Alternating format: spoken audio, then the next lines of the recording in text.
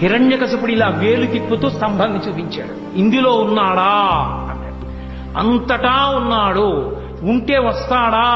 వస్తాడు నాన్న, నువ్వు పిలువు. హిరణ్యకశిపుడు ఆ స్తంభాన్ని ఒక్క దెబ్బ కొట్టి రమ్మను ఇందులోంచి అన్నాడు. పెటపెట చట చట చప్పుళ్ళొచ్చి ఆ స్తంభం బద్దలైపోయింది.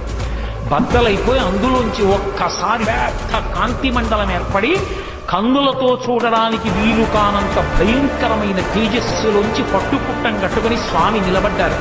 భయంకరమైనటువంటి గర్జన చేస్తుంటే ఆయన పాదములు తీసి వేస్తుంటే అక్కడ ఉన్న రాక్షస గణములన్నిటినీ సంహారం చేసి గబగబా వెళ్ళి ఆ హిరణ్యకశిపుని యొక్క డొక్కల దగ్గర పట్టుకుని పైకెత్తి గడప దగ్గరికి తీసుకొచ్చి, ఇంట్లో కాదు బయట కాదు గడప మీద, పగలు కాదు రాత్రి కాదు ప్రదోషవేళ హిరణ్యకశిపుణ్ణి తొడల మీద వేసుకొని పెద్దగా పెరిగినటువంటి తన కోళ్ళు ఆ కడుపులోకి దింపి చీల్చి ఆ గోళ్ళని గొడ్డళ్లుగా చేసి వక్షస్థలంలో ఉన్న ఉరప్పంజలకు ఎముకలన్నింటినీ పోసేసి పటపట విరిచి ప్రేగులు తీసి మెళ్ళో వేసుకుని ధారలుగా కారుతున్న నిప్పులు దోషిళ్లతో పట్టి తాగి పెద్ద శబ్దాన్ని చేస్తూ గిరగిరి తిప్పి డొల్లబడినటువంటి హిరణ్యకశిపుడి శరీరాన్ని విసిరేసి భయంకరాకృతితో నడుస్తుంటే బ్రహ్మాది దేవతలందరూ స్తోత్రం చేశారు.